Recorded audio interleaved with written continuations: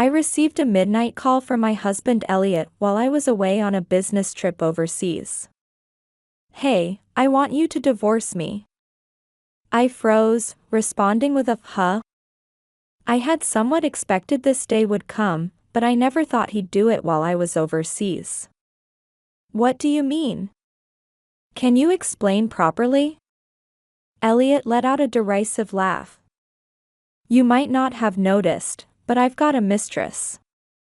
She's younger and prettier than you. We even have a child together."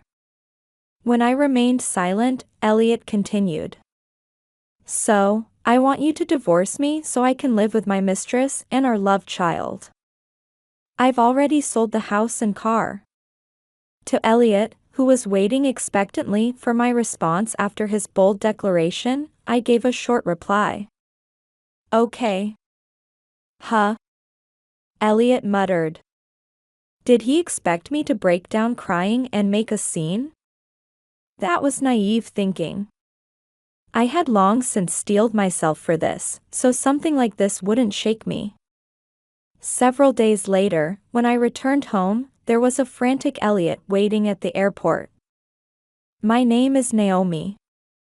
I'm a 34-year-old housewife.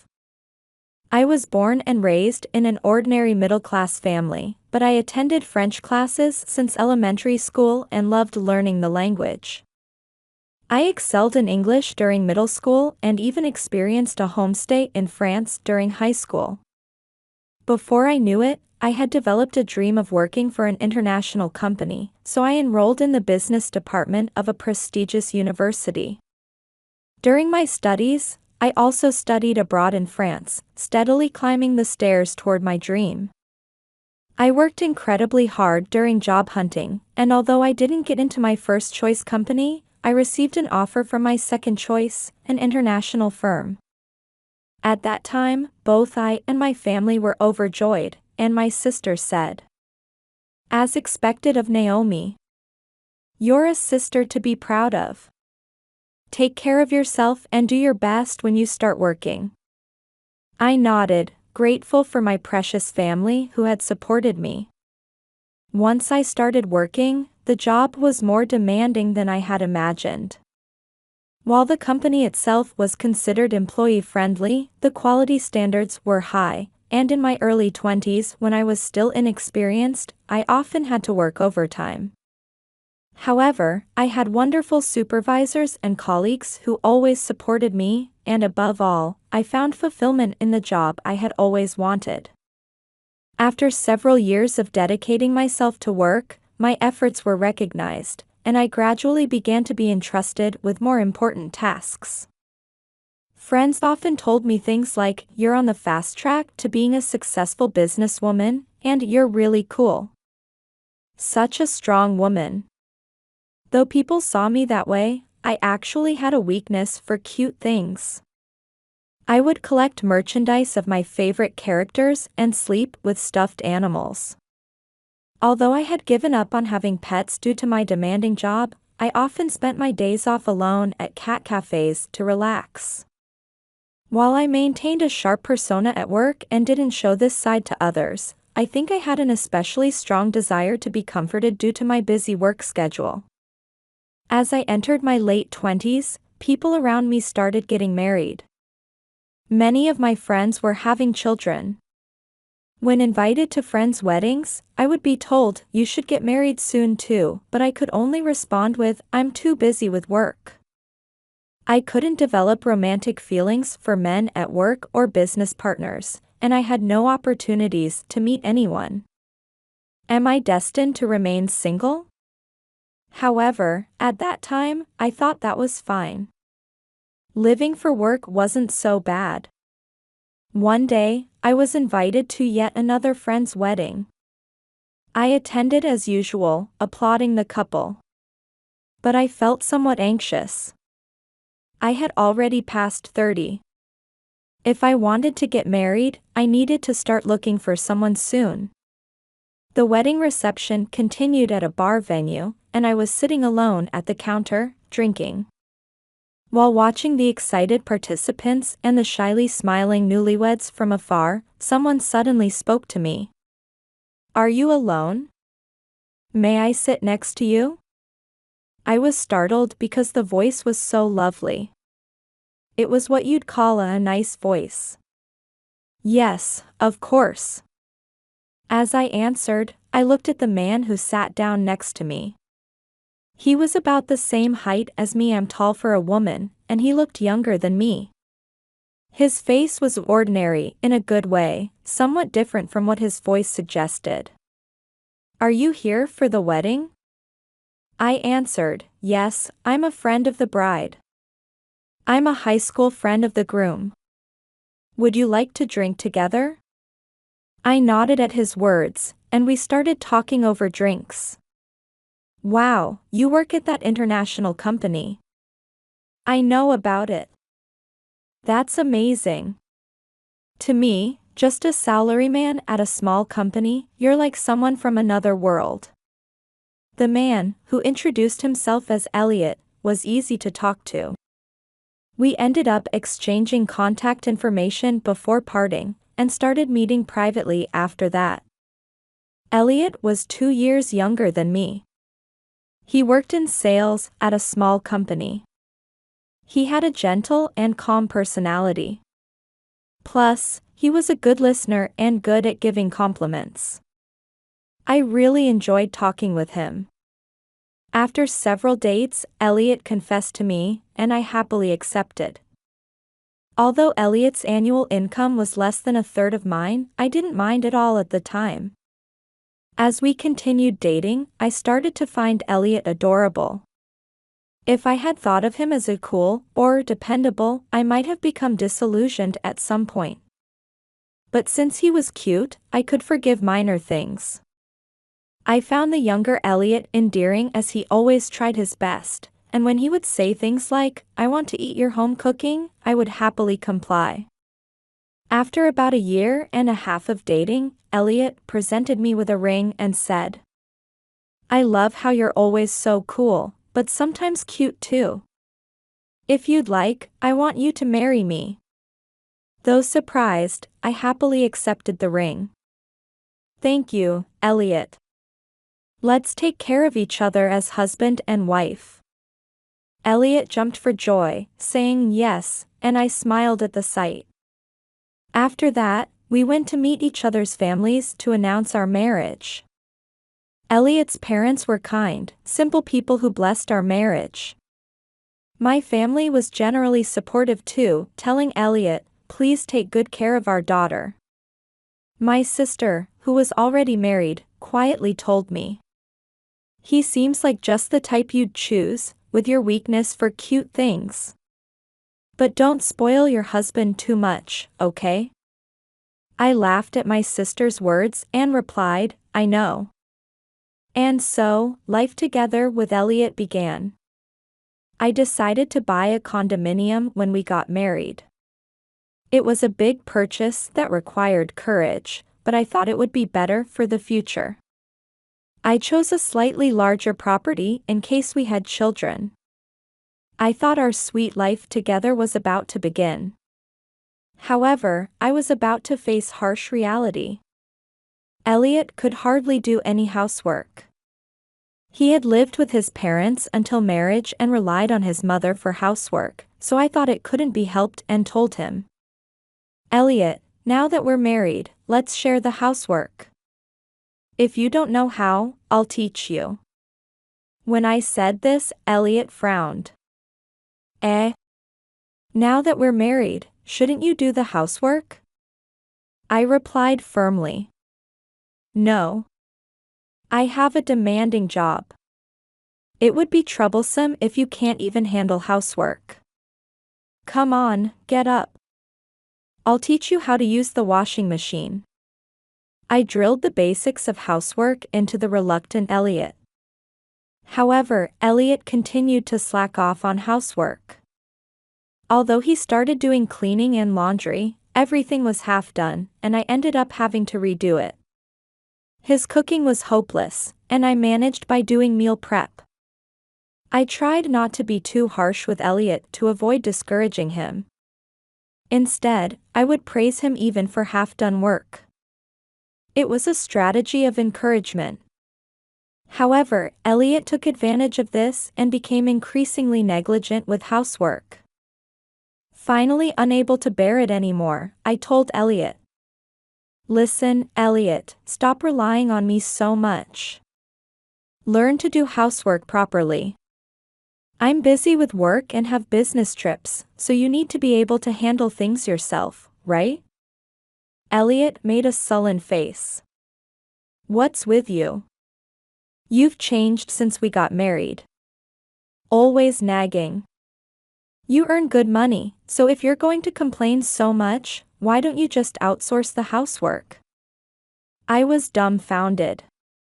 Even if I earned more than others my age, money would run out if we spent it carelessly. However, no matter how many times we discussed it, Elliot wouldn't do the housework. One day, about a year after our marriage, I came home to find Elliot looking pale in the living room. Elliot, what's wrong? You look terrible. When I asked, Elliot began to explain. Actually, my company is going bankrupt due to the recession. I'll be unemployed next month. I couldn't help but exclaim, what? Although overtime had increased over the past 6 months, I had no idea Elliot's company was in such financial trouble. So, what are you going to do?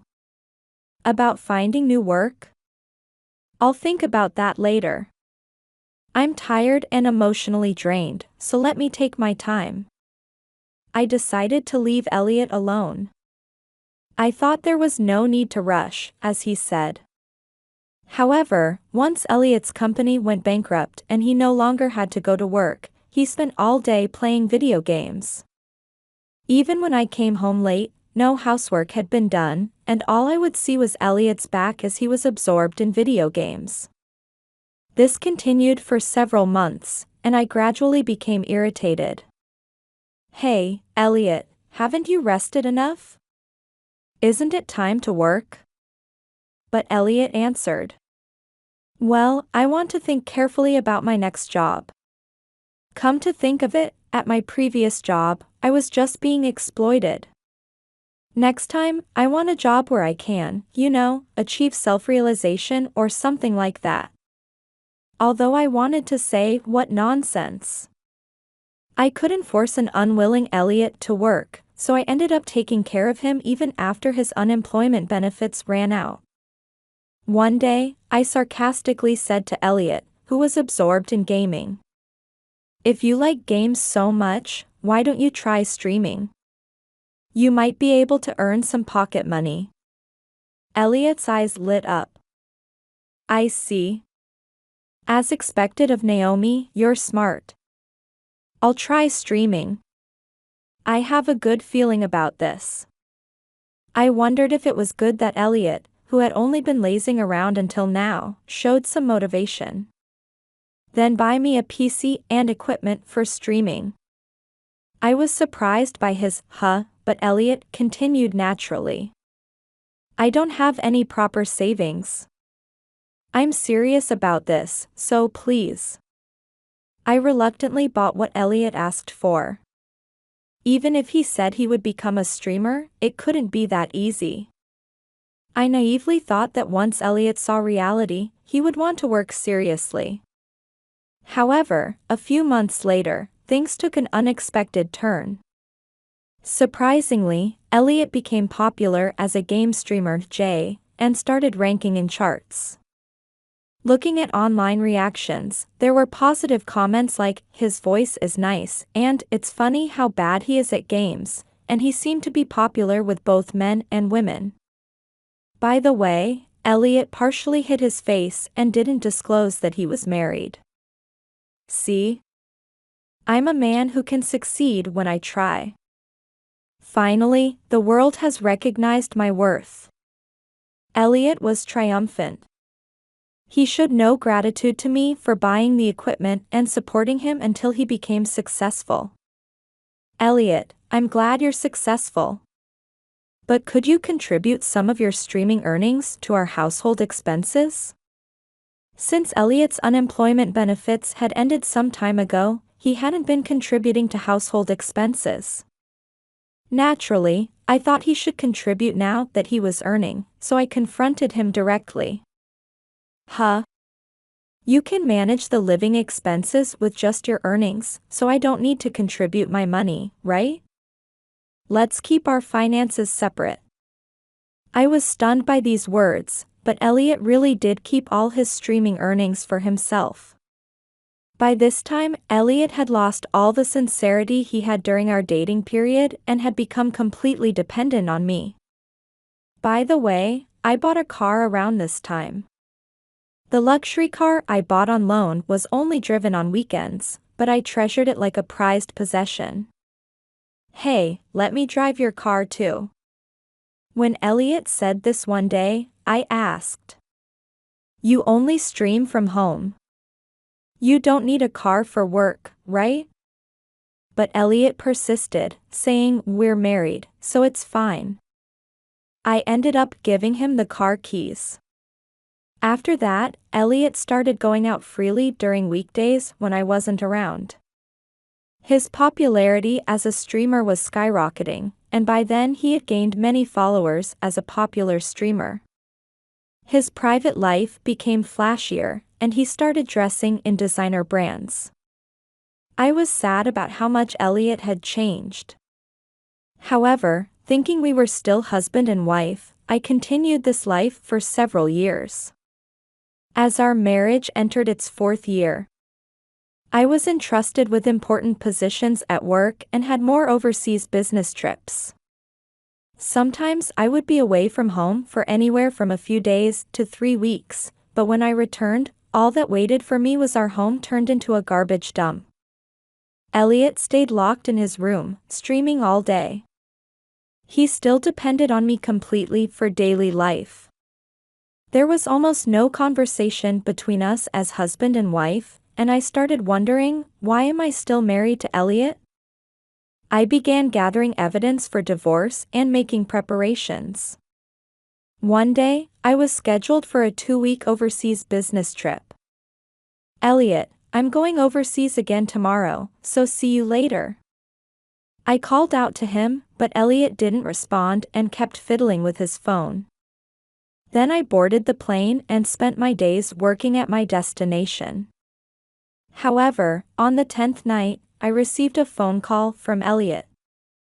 Hello, Elliot? Consider the time difference, it's midnight here. As I said this with sleepy eyes, Elliot dropped a bombshell. Hey, Naomi, I want you to divorce me. I froze, saying, huh? I had expected this would come, but I never thought he'd say it while I was on an overseas business trip. What do you mean? Can you explain properly? Elliot laughed through his nose. You might not have noticed, but I've got a mistress. She's younger and prettier than you. We even have a child together. When I remained silent, Elliot continued. So, I want you to divorce me so I can live with my mistress and our loved child. I've already sold the house and car. To Elliot, who was waiting expectantly for my response after his bold declaration, I gave a short reply. Okay. Huh? Elliot muttered. Did he expect me to break down crying and make a scene? That was naive thinking. I had long since steeled myself for this, so something like this wouldn't shake me. You want to divorce me, right? Fine. There's a filled-out divorce paper in the living room drawer, so go ahead and submit it. When I said this matter-of-factly, Elliot declared defiantly, you had divorce papers ready. Your preparation helps. Well, this is. Goodbye, then. Live miserably as a woman abandoned by her husband. Trying not to laugh, I replied, yes, yes. Well, I'm going back to sleep. Goodbye. Then I hung up unilaterally and blocked Elliot's calls. I called my sister and asked her for a favor, then slept soundly until morning. The next day, I threw myself back into work and worked diligently until the final day. Finally, it was time to return home. The business class seat provided by the company was comfortable, and I fell asleep again. I slept well. I shouldn't have jet lag and can get back to normal life. After waking up refreshed with the plane's landing, I stretched and got off the plane. After collecting my luggage at the airport and heading toward the lobby exit, someone came rushing toward me shouting, "Hey, Naomi." It was Elliot, with a frenzied look on his face. "Oh, why are you here?" I don't remember asking for a ride. When I said this, Elliot started ranting frantically. "What have you done?" "The car, the house. Because of you, I backed away from his unusual behavior. "I don't understand what you're trying to say. Can I go now? I'm tired." As I tried to walk past Elliot while yawning, he blocked my path. "Wait a minute. Listen to me." Since Elliot was shouting, I stopped. "Let me explain in order. First, I submitted the divorce papers after that." "I see." I gave casual responses while fiddling with my phone, not even looking at Elliot. "Are you listening?" Then, when I returned home to meet with the real estate agent about selling the house, there was a lock on the outside of the door and I couldn't get in. Then when I tried to go to the other place, there was an anti-theft lock on the car's tires and I couldn't drive. I tried calling you, but you wouldn't answer. You blocked my calls. At this point, I sighed. "Yes, I did block your calls, but what about it?" Elliot started stomping his feet in rage. "Did you put the lock on the house and the tire locks too? How did you do it when you were overseas?" To this, I casually answered. "I asked my sister to do it." Elliot's eyes widened. "Your sister?" "Yes. You said you sold the house and car, right? But when my sister checked, they were still fine. I guess you were just bluffing about selling them, probably just at the stage of getting estimates from agents, right?" When I said this, Elliot's face turned red again. "Well, that's true. But it was just about to be sold. Then because of you." I couldn't help but look exasperated. "No, you couldn't have sold them anyway. Both the house and car are in my name, and all the documents needed for sale are at my parents' house." Elliot's face went blank with a "huh?" "You know, did you think just anyone could sell a house or car by saying I'm selling this without being the registered owner? Of course, they need to verify the legitimate owner and there's paperwork to be done, right?" He hadn't even thought about this, and Elliot was opening and closing his mouth like a fish. "During our marriage, you always dumped all the complicated paperwork on me. That's why you don't even know such common sense." When I said this with disgust, Elliot's eyes bulged. "If you knew they couldn't be sold, why did you put locks on the house and car?" "Because of you, I couldn't get into the house or use the car, and it was terrible." Sighing, I said, "Who would want to let someone who made a mistress and wants a divorce into their house?" "Same with the car. Since they're in my name, I just did it for security." Elliot glared at me with bloodshot eyes. "What's with that look? I don't deserve to be glared at just because you couldn't freely sell my property. You're really not cute at all. That's what I hated about you. Acting like you can do everything by yourself, being so uppity for a woman." I replied calmly, "Oh, is that so? Then you shouldn't have married me in the first place. Elliot snorted. It was obviously for your money. The fact that you worked at an international company and earned well, that was the only merit in marrying you. There was clear malice in Elliot's attempt to hurt me. But it didn't affect me at all. Come to think of it, there was no merit in me marrying you either. When I said this thoughtfully, Elliot became enraged. Don't act so high and mighty. I'm going to abandon you. My mistress is hundreds of times cuter than you, and she even had my child. Aren't you frustrated? She's superior to you as a woman. I couldn't help but smile slightly. Superior to me, huh? When Elliot said, "What?" I took a photo out of my bag. Is this your mistress? The photo showed an attractive woman who appeared to be in her early 20s. Elliot's eyes darted back and forth when he saw it. You knew about Sharon. Then I smiled sweetly and explained. You're not the only one who wanted a divorce. I've been gathering evidence for divorce for a while now. You're so careless. Didn't you know that the dashcam records interior footage too? Elliot suddenly turned pale, but I continued. Once I knew when you were meeting her from the dashcam footage, the rest was easy. I just had to hire a private investigator to gather evidence. The mistress was quickly identified. I was surprised to find out she was already pregnant though. When I said this, Elliot was stunned but soon regained his composure. Don't do anything to her. She's going through a lot after giving birth, and she's young so she doesn't have money. Besides, she didn't know I was married. At this point, I exaggerated, lowering my eyebrows. You're defending her so strongly, you must really love Sharon. Of course. She's pure, cute, and my soulmate. I'll protect her and our child no matter what. In front of the heavily breathing Elliot, I played a video. It was dashcam footage from inside the car.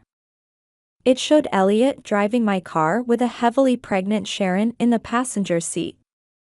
Thank you for taking me on a drive today. The food was delicious too. When Sharon said this in a sweet voice, Elliot's face turned smug. You're good at saying thank you. Good girl. I want to marry you soon. Then Sharon made a pouty face. Really? Hurry up and divorce that old hag and become my husband, okay? The baby's coming soon. Just wait a little longer. I'll take care of everything while she's on her overseas business trip. Then we can live happily together, me, you, and this child. We can live luxuriously with the money from selling the house and car. After playing that much, I said. Sharon clearly knew you were married, didn't she? Elliot was pale. To him, I dropped another bombshell. By the way, what's this about being pure? Elliot shouted, what are you trying to say? Here's the result of investigating Sharon.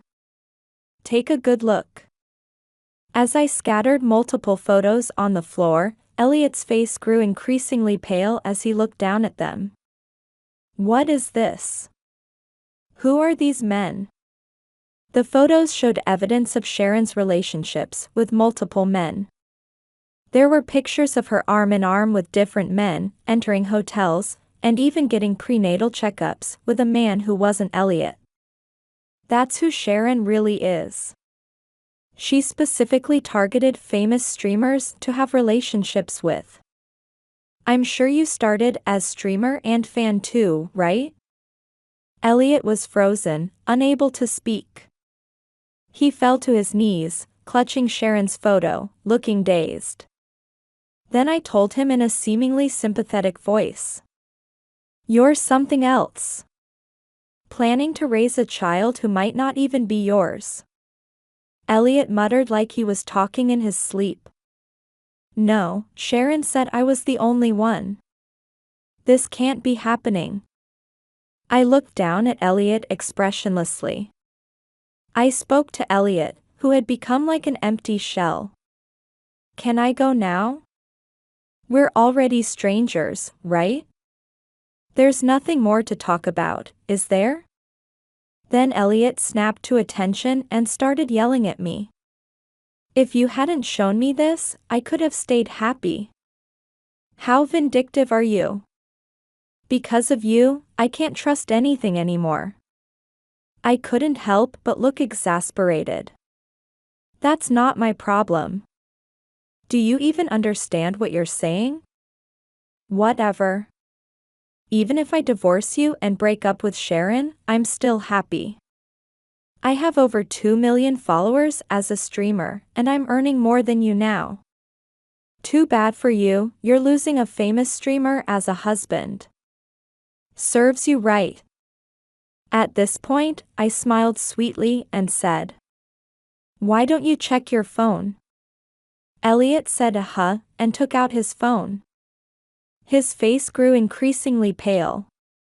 What's this? Over 1,000 notifications? What's going on?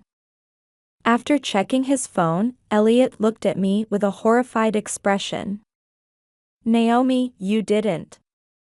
Then I gave my biggest smile of the day and told him. Yes. I exposed everything online, that you were married, that you had a mistress and a love child, and how terribly you treated me. Elliot let out a scream that echoed through the airport lobby. People around started staring. Now Elliot truly lost his composure. What have you done to me? My status that I built up. My followers. I'm getting messages saying the worst man and betrayed a non-stop. I playfully held up my smartphone to such an Elliot. By the way, this scene is being live-streamed right now. Wow, over 1 million viewers. Elliot frantically tried to grab my phone. But it was too late. His ugly remarks and his frantic breakdown had already been exposed to the public. As Elliot started rolling around on the airport lobby floor, I slipped past him and headed lightly toward the taxi stand. Afterward, Elliot faced severe backlash online. Originally, he had streamed under the persona of a single man with a nice voice and good looks, somewhat clumsy but with a nice personality, and had many female fans. However, just the revelation that he was married shocked his female fans who felt betrayed. On top of that, having a mistress and love child led male fans to criticize him as unfaithful, adding fuel to the fire. The scandal was packed with juicy details, hiding his married status, betraying his wife with a mistress and love child, and then finding out the child might not even be his. Even people who hadn't known Elliot before found it entertaining, and he became the talk of the internet. Although Elliot posted an appropriately worded apology on social media, the backlash didn't subside. His subscriber count kept dropping until he was finally forced to suspend his activities. A while later, one day when I was leaving my office building after work, Elliot was waiting for me. He came to me in tears, begging. I can't stream anymore, and I can't even walk outside. Naomi, help me. You're the only one I truly love. Let's be husband and wife again. To Elliot, who said such nonsense, I stated, if you keep stalking me, I'll call the police. I haven't seen Elliot since then. I heard through the grapevine that the child Sharon gave birth to really wasn't Elliot's. After much drama over this, Elliot and Sharon broke up. I mercilessly demanded compensation from both of them. Elliot paid with what little savings he had, and Sharon paid with money borrowed from her parents. By the way, Sharon tried to pressure another streamer, who was actually the father of her child, into marriage but was rejected. Now she's reportedly back at her strict parents' home, raising the child. I hope that innocent child grows up healthy. As for Elliot, after paying the compensation to me, he was completely broke, and then the companies he had done tie-ups with demanded damages for harming their image. With no one to rely on and no savings, Elliot tried to turn to his family, but his decent parents declared they were cutting ties with him. Thus, having lost his status, honor, money, and even family to rely on, Elliot is now reportedly living like a broken man in a rundown apartment. Even knowing this, I can't feel any sympathy for him. As for me, I'm back to being single and still devoted to my work as ever. I couldn't bring myself to live in the condo I had shared with Elliot, so I put it up for sale.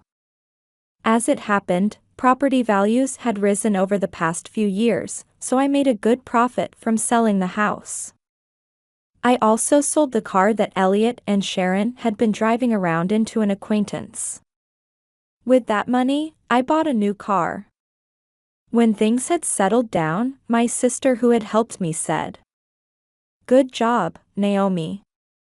Think of him like a dog that bit you and forget about him quickly, and be happy. But don't choose a man just because he's cute anymore, okay?" This experience really taught me a lesson. I think I'm done with marriage. Living for work suits me better. Currently, I'm living in a single unit in a newly purchased tower apartment. This property allows pets, and now that work has settled down, I plan to buy a cat that I've always dreamed of having.